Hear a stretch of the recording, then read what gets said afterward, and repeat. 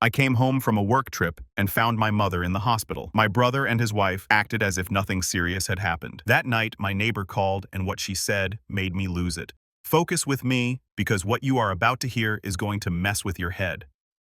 I'm 43 male, and let me tell you what happened. I headed to Phoenix on a Thursday morning thinking I'd be gone in 10 days at an industry conference for insurance adjusters. Cut it short after day 6. Couldn't take another minute of watching some consultant explain blockchain applications for medical billing like it was going to change the world. Told my boss I had a family emergency. Wasn't lying, I just didn't know it yet. Drove home to Scottsdale around 3 in the afternoon. My mom's place. Well, technically my place too now, since I'd been living there the past 2 years taking care of her. Mom's 74 with diabetes and early-stage Parkinson's. Nothing terrible, but enough that she needed someone around to make sure she took her meds on time and didn't try moving furniture by herself. My brother Jared sure wasn't volunteering for any of that. The house looked normal from the street, her car in the driveway. Everything was quiet. I unlocked the front door and immediately knew something was off. The mail was stacked up on the entry table, 3 days' worth. Mom sorts mail every single day like it's part of her routine. Has done it since I was a kid. Seeing that pile sitting there untouched made my stomach drop. Then I spotted her reading glasses on the floor near the stairs. Mom doesn't drop things and leave them. I called out for her. No response. Checked the kitchen, her bedroom, the back patio. Nothing. House was empty. That's when I saw the envelope wedged under a grocery store flyer, hospital letterhead, Scottsdale Medical Center. Dated Monday morning 3 days ago. Ripped it open. Notification that Grace Kellerman had been admitted to Scottsdale Medical Center, ICU, Sunday night. Letter printed Monday morning. My mother had been in the ICU since Sunday night and nobody bothered to call me. I grabbed my keys and headed straight for the hospital. The drive took 15 minutes. I kept thinking about how I'd talked to Jared 4 days ago before I left. Asked him to check on Mom while I was gone. He'd said, sure, no problem. He'd swing by every day. Now she'd been unconscious in a hospital bed since Sunday night and I was just finding out. Found her in the ICU room. The nurse at the desk pointed me down the hall without asking for ID. I walked in and stopped cold. Mom was lying there, hooked up to machines, breathing tube heart monitor, 2 IV lines running into her arms. Her face looked thinner than I remembered, like someone had sucked the life out of her. But what really made my blood pressure spike was seeing Jared and Celeste sitting in chairs next to the bed. Both of them calm, no visible stress, no sign that this was their mother lying there half dead. Jared looked up when I walked in, gave me this surprised look. Art, what are you doing here? Thought you were in Phoenix until Sunday. I stared at him for 5 seconds before answering, watched him shift in his seat. Got a letter saying Mom's been in the ICU for 3 days. Want to explain why nobody called me? We didn't want to worry you during your conference. Everything's handled. Doctors have it covered. We figured we'd update you when you got back. Right, because that makes perfect sense. I walked over to Mom's bed, took her hand. That's when I saw the bruising on her wrist. Dark purple, almost black. Obviously it wasn't from a fall. That's from someone grabbing you. I turned to Jared. What happened? She fell down the stairs, lost her balance. We found her at the bottom and called 911 right away. Celeste nodded along. It was awful. We got here as fast as we could.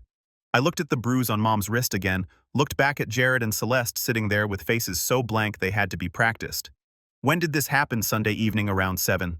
And you've been here since then? Jared shook his head. We came Sunday night for a few hours. Been checking in every day. You know how it is. Can't sit here all day and night. We have jobs responsibilities. I pulled out my phone, checked the hospital visitor log the nurse had shown me on the way in. Jared and Celeste had visited once Sunday night from 7:15 to 8:30, 75 minutes total. That was it. Mom had been alone in the ICU for almost 3 full days while her son and daughter-in-law lived their normal lives. Later I'd find out Jared had listed himself as primary emergency contact when they brought her in, told the hospital I was out of state and unreachable. That's why nobody called me. That's why the letter sat in the mailbox for 3 days. Something cold settled in my gut. I told Jared and Celeste they could leave, said I'd take it from here, said I needed some time alone with Mom. Jared started to argue, but I shut him down with a look. He exchanged a glance with Celeste. Then they both stood up and walked out. After they left, I sat next to Mom's bed and looked at her. The bruise on her wrist was fresh, 3 days old maximum, but there were other marks, 2 faded yellow bruises on her upper arm, a scrape on her cheek that looked older than the fall. Signs that something had been wrong before Sunday. A nurse came in to check vitals. I asked her about the fall. She gave me this careful look. The injuries line up with a fall, but there were some things that raised questions. Like what? The bruising on her wrist. The doctor noted it in the chart. It's possible she grabbed onto something during the fall, but the way it looks is unusual. I thanked her and sat back down. I stayed at the hospital until visiting hours ended, sat with Mom, talked to her, even though she couldn't respond, told her I was here now and everything would be handled. Left around 9 and drove back to the house. It was dark when I pulled into the driveway empty. I turned on the lights and started going through everything looking for signs of what really happened Sunday night.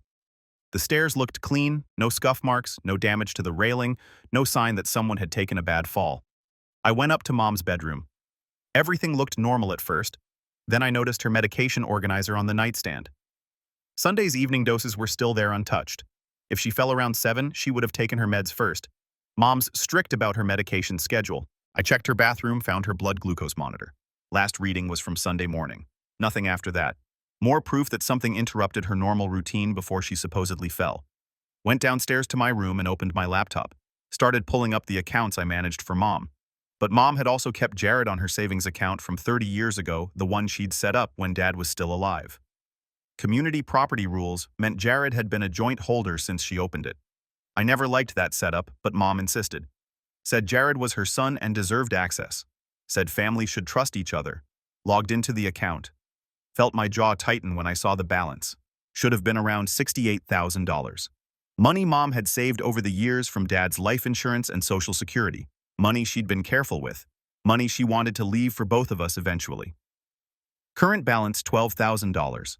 I pulled up the transaction history, started scrolling. Withdrawals going back 6 months. 5,000 here, 8,000 there. None of them authorized by me. All signed off by Jared.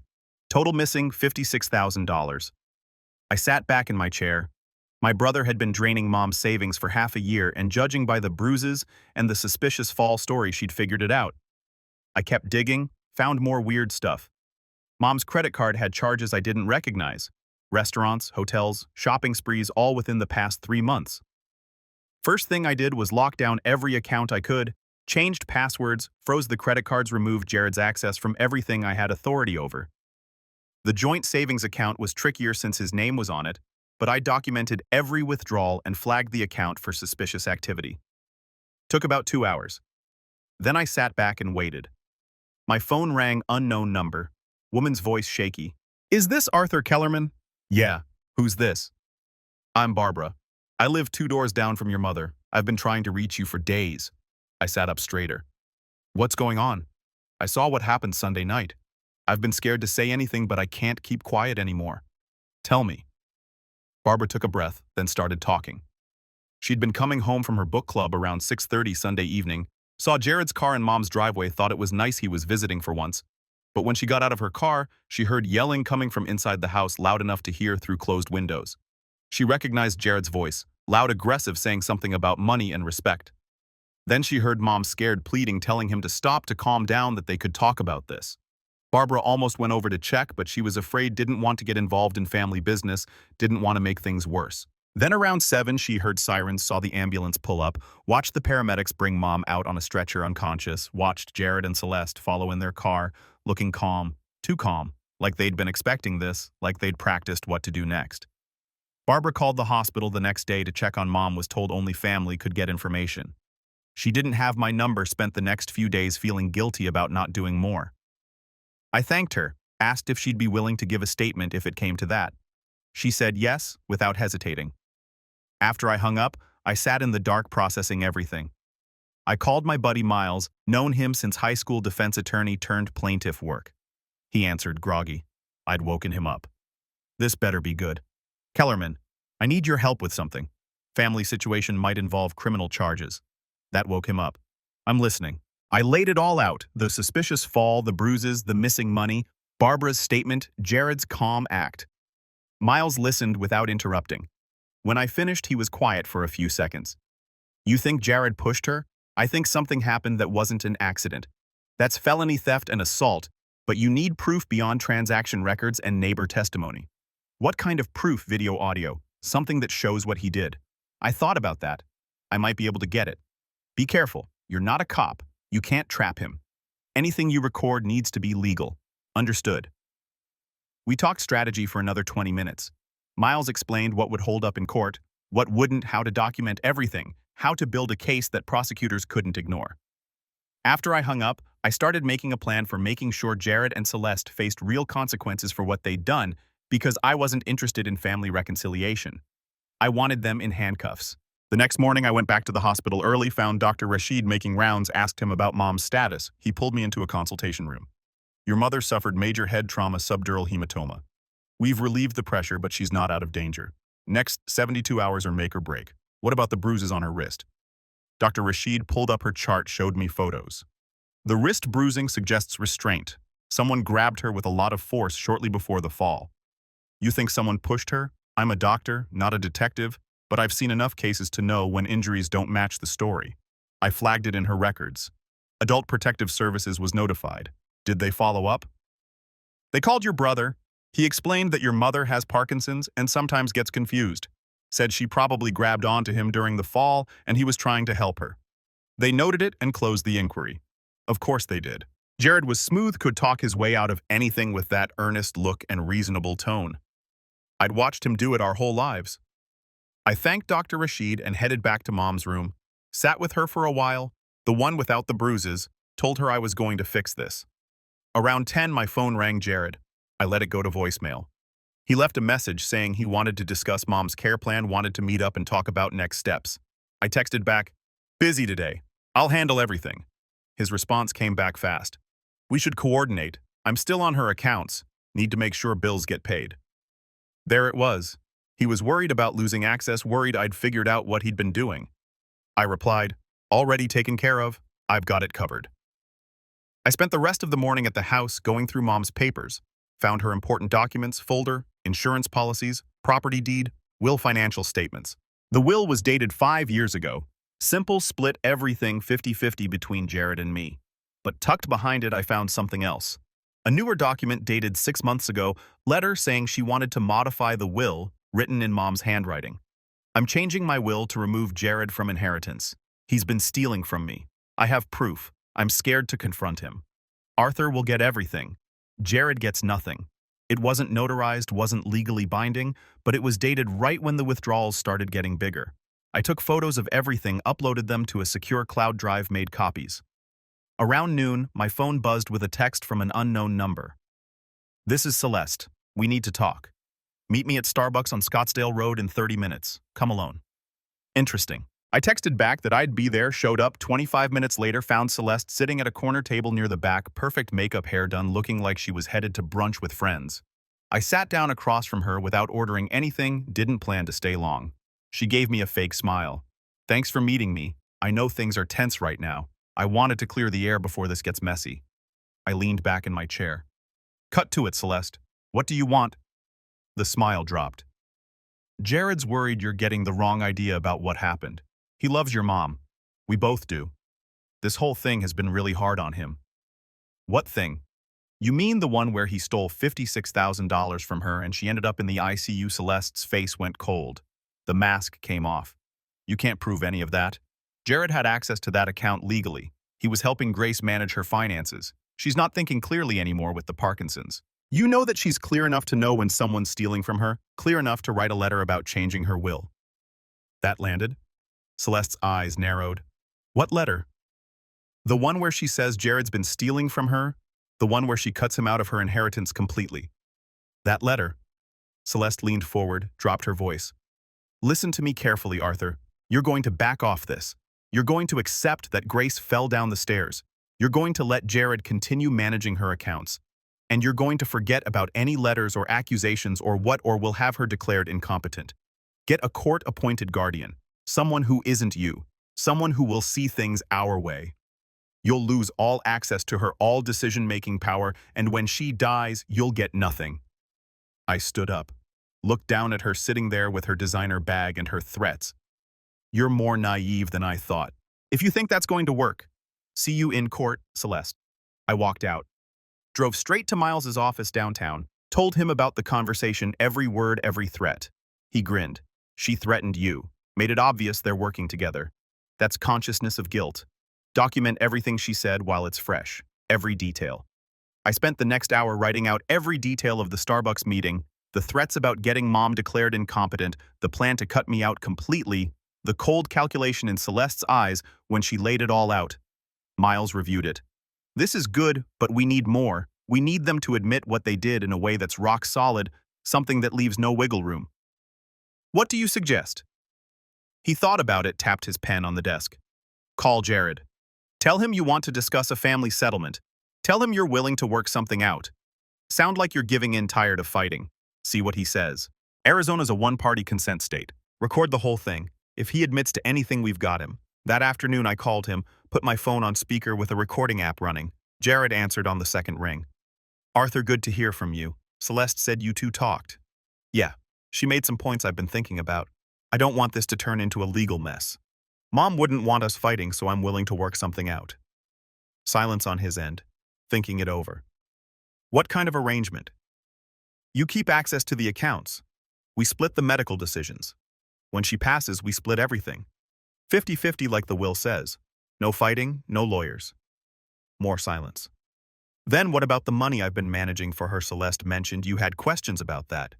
I'm willing to overlook it. Call it a misunderstanding as long as we're on the same page going forward. Jared's voice changed, got more confident. That's smart, Arthur. Really mature of you. I was worried you'd try to make this difficult. The truth is, Mom's been confused for months. I've been helping her with expenses she couldn't track anymore. The money went to good use, her care, her bills. You know how it is, right? So the $56,000 that all went to her care, well, some of it went to helping me and Celeste through a rough patch, but Mom wanted to help. She said so before she got too confused to remember. I glanced at Miles sitting across from me. He was smiling, making a keep-going motion with his hand.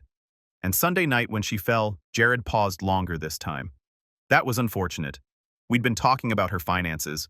She got upset, started saying things that didn't make sense, accused me of stealing. I tried to calm her down, but she got more worked up, started walking toward the stairs. I tried to stop her, but she pulled away and lost her balance. So you grabbed her wrist, trying to stop her? Exactly. I was trying to help, but she was too worked up, jerked away from me, and went down the stairs before I could catch her. Miles was nodding, making notes. We had it full confession wrapped in excuses. All right, Jared. Let's plan to meet this week and work out the details. Sounds good. And Arthur, I'm glad we're handling this like adults. Mom would be proud. I hung up, looked at Miles. That enough? That's a confession to theft and assault causing serious bodily injury plus conspiracy, if we can tie Celeste's threats to his actions. I'll get this to the DA's office today. How long until they move? Depends on how fast they work, but with an elderly victim in the ICU and a recorded confession, they'll move fast. I went back to the hospital, sat with Mom, whispered that justice was coming, and for the first time in days, I felt like I could breathe. The district attorney's office moved fast, but not TV show fast. Miles called me Friday morning, said a detective had reviewed everything, the recording, the financial records, Barbara's statement, Dr. Rashid's documentation. They wanted to interview me directly. I met with Detective Anna that afternoon, went through everything again. She asked detailed questions, took notes, recorded my statement. She'd already spoken with Barbara and Dr. Rashid, already pulled the hospital records. She told me the case would go to the DA's office for review by Monday. Monday afternoon, Miles called. The DA had signed off. They were filing charges: elder abuse, felony theft, assault with serious bodily injury, conspiracy. Arrest warrants would be executed Tuesday morning. Tuesday morning, I was sitting in Mom's room when my phone started blowing up, 5 missed calls from Jared, 3 from Celeste. I ignored all of them. Around 11, Miles texted, done, both in custody, bond hearing Thursday, spent the rest of the week at the hospital. Mom's condition stabilized. Sunday evening, Barbara showed up at the hospital, brought flowers. We talked for a while. She'd given her full statement to police, said she felt guilty for not acting sooner. I told her she did the right thing by speaking up, that her testimony mattered. Thursday morning, the bond hearing happened. Miles called me after. Jared and Celeste both pleaded not guilty. Judge set bond at $75,000 each. Both posted it by end of day. Miles warned me they'd probably try to contact Mom. I talked to the head nurse, explained the situation, showed her the restraining order Miles had filed. She made notes in the system. The following week, Mom's eyes opened. I was sitting there when I heard her breathing change, looked up and saw her staring at the ceiling. Confused, scared. I stood up, took her hand. Mom, it's Arthur. You're in the hospital. You're safe. She turned her head slowly. Arthur, what happened? You were hurt, but you're going to be okay. Jared. He was angry. He grabbed me. I know. You don't have to worry about Jared anymore. Tears formed in her eyes. I'm sorry. I should have told you sooner. Not your fault. She squeezed my hand, then drifted back to sleep. A few days later, Celeste showed up at the hospital. She got past the front desk before security caught her. She saw me. Arthur, tell them I have a right to see Grace. She's my mother-in-law. She's also got a restraining order against you which you're currently violating. One of the security guards spoke into his radio. We need police response, trespasser refusing to leave. Celeste's face went red. You can't do this. This is insane. We're family. You stopped being family when you helped your husband steal from an elderly woman and put her in the ICU. That's not what happened. Jared was helping her. She was confused. You're twisting everything because you want the inheritance for yourself. I stepped closer. I recorded Jared confessing to stealing $56,000 and admitting he grabbed Mom right before she fell. That's him explaining exactly what he did. Her mouth opened closed.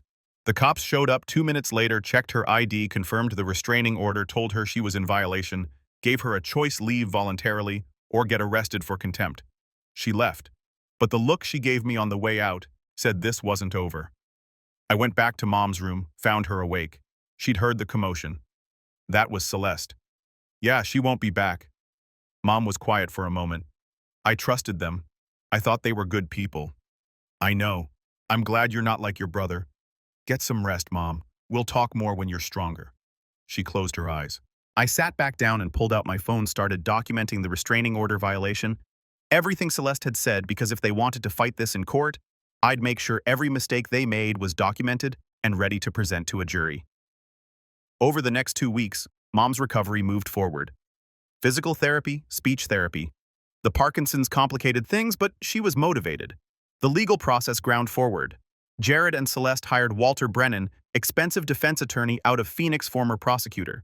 Miles said Brennan was already filing motions trying to suppress evidence. The preliminary hearing got scheduled for 6 weeks out.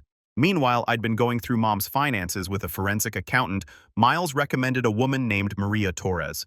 She found another $32,000 in suspicious transactions, credit cards, online transfers, forged checks.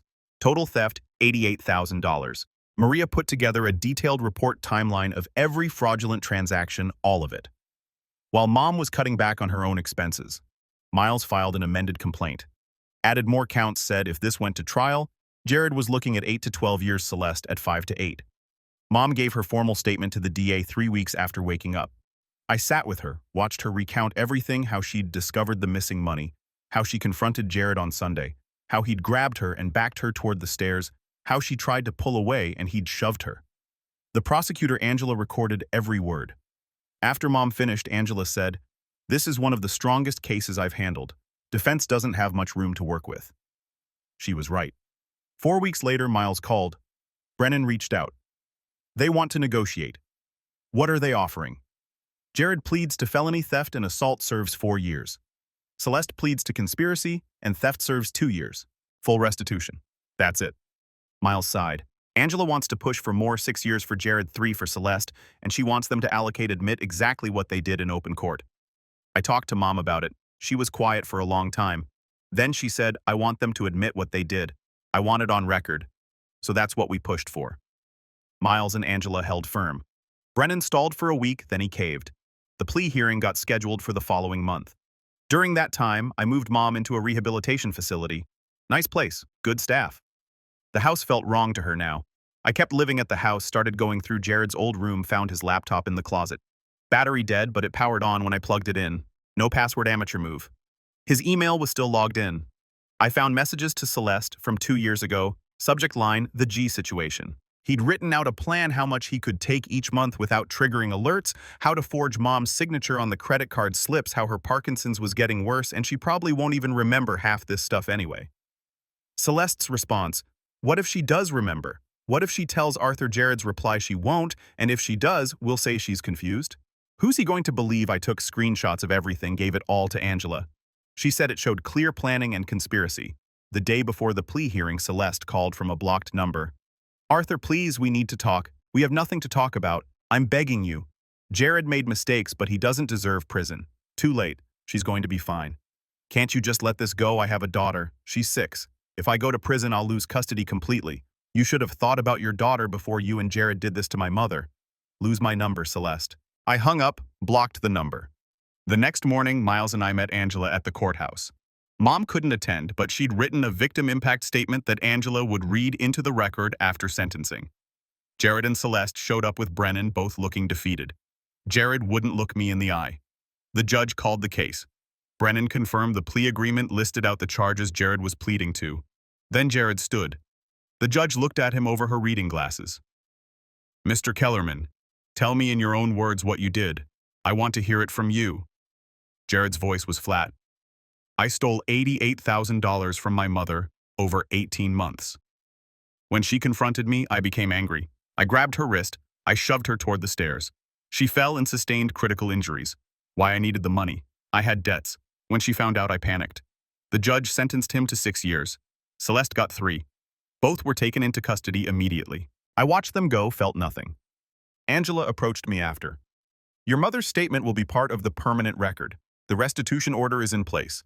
They'll pay back every dollar plus interest, and the no-contact order is lifetime. I drove to the rehab facility, told Mom what happened. She cried out of relief that it was over. Thank you, she said, for believing me, for fighting for me always. What happens now? Now we focus on getting you better. The next 6 months were about rebuilding. Mom's physical recovery continued slow but steady. The Parkinson's made everything harder, but she was stubborn. By month 4, she was walking with just a cane. By month 5, she was talking about moving back home, said the rehab facility was nice, but it wasn't hers. I'd spent that time making the house safe for her, installed grab bars in the bathroom, added a stair lift so she wouldn't have to climb those stairs ever again, converted the downstairs office into a proper bedroom, made sure everything was set up for her to live comfortably.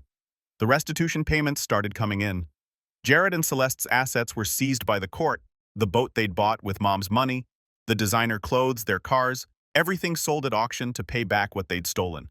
It took months of legal work, but eventually Mom got $74,000 back. The rest would come from their prison wages over the years, 25 cents an hour. It would take forever, but it was something. Barbara became a regular visitor. She and Mom formed a real friendship. Weekly coffee dates, book club meetings at the community center, someone Mom could trust, who lived close enough to check in without it feeling like babysitting. I hired a caretaker, named Maria, former nurse in her 50s. Warm personality, competent, someone who could help with the day-to-day stuff I couldn't handle while working full-time. Mom liked her immediately. Maria said Grace reminded her of her own mother. Miles helped me establish a trust to protect Mom's remaining assets, made sure no one else could access her money without multiple approvals from different parties, set it up. So if anything happened to me, a professional trustee would take over, no more family members with joint access to anything. Life slowly returned to something normal, stable, predictable in a good way. Jared sent a letter from prison 6 months in, apologetic, claiming he'd found religion, asking for forgiveness. I read it once and threw it away. Mom didn't want to see it. Celeste sent nothing, just served her time quietly. I started dating someone I met at a work conference, insurance adjuster from Tucson. Her name was Evelyn. She knew the whole story from the beginning, didn't run away screaming when I explained my brother was in prison for elder abuse, actually said it showed I had integrity. We took things slow, but it was nice having someone who understood the weight I'd been carrying. Mom met her 3 months in, gave her approval. Said Evelyn seemed like good people. Coming from Mom, that was high praise. Around month 8, I got a call from Angela. Jared's appeal had been denied. The sentence was final. He'd serve every day of his 6 years. I thanked her and hung up, felt something close to closure. That weekend, I took Mom back to the house for the first time since the incident. She'd been nervous about returning, afraid of the memories. But we walked in together. I'd redecorated, new paint, new furniture, changed enough that it felt different, but kept enough that it was still home. Mom stood in the living room looking around, then she nodded. This is good. Thank you. We spent the afternoon sorting through old photo albums, found pictures of Jared and me as kids, before everything went wrong, before greed turned him into someone I didn't recognize. Mom stared at one photo for a long time, both of us at age 10 and 8, smiling, arms around each other. I wonder when it changed, she said, when he stopped being that boy. I don't know, Mom. Maybe he was always that person and we just didn't see it. She closed the album. I'm proud of you. Your father would be proud too. I just did what needed to be done. I squeezed her hand. I will never let anyone hurt you, not even my own brother. That night after Mom went to bed, I sat on the back patio looking at the stars, thought about everything that had happened. It had been worth it every sleepless night, every difficult conversation, every moment of doubt because Mom was safe now. A year and a half after the plea hearing, I got a call from the prison. Jared had been transferred to a minimum security facility for good behavior model prisoner. The kind of thing that happens when criminals are smart enough to play the system. Right, I didn't care. Let him have his reduced security status and extra privileges. He was still locked up for another 4.5 years. Celeste got out after serving 26 months, earned early release for good behavior, moved back to California immediately. I heard through mutual acquaintances she was working at a call center, living with her sister in some apartment in Sacramento, trying to rebuild a relationship with her daughter who barely remembered her. I hoped it worked out for the kid's sake, but Celeste was no longer my problem. Mom had fully moved back home by then. Maria came by 3 days a week. Barbara checked in daily. Evelyn had become a permanent fixture in my life. We'd been dating for over a year. Things were serious. She'd practically moved in. Mom approved. Life had settled into a rhythm. Then one Tuesday, I got a letter from Jared's prison counselor. He wanted to participate in a restorative justice program, victim and offender mediation. The counselor said Jared had requested the session, wanted to apologize to Mom in person. I talked to Mom about it. She was quiet for a long time. I don't know if I want to see him after everything. Let me think about it. She thought about it for another week. Then one morning over coffee, she said she'd do it. Said she wanted to look Jared in the eye and hear what he had to say. The session got scheduled for 3 weeks out, held at the prison facility. Miles and I would be there as support. The day arrived. We drove to the prison facility outside Florence, medium security. They led us to a small conference room. Jared was brought in 5 minutes later. He'd lost weight, looked 10 years older. He sat across from Mom and me, didn't make eye contact at first, kept his hands folded on the table. Jared started talking. His voice was smaller. Mom, I don't expect you to forgive me. What I did was unforgivable. His voice cracked. I'm a monster. I became the kind of person who could watch his own mother fall and think about how it might benefit me. I'm sorry. I'm sorry for all of it. He looked at Mom. You didn't deserve any of this. You were a good mother and I repaid you by stealing and hurting you. The room was quiet. Mom took a breath. Jared, I appreciate you saying those things. I hope you mean them, but I need you to understand something. What you did didn't just hurt me physically. You broke my trust. You made me question everything I thought I knew about you. That damage doesn't heal with an apology. I know. I don't forgive you.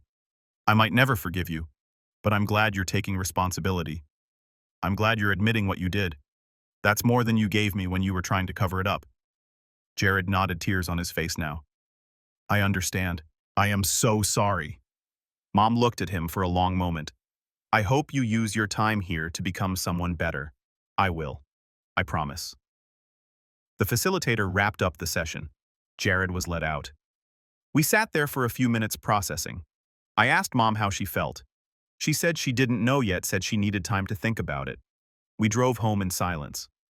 Mom never forgave him after that. I don't blame her, and honestly, I will never forgive him either. He made his choices. Life moved on anyway.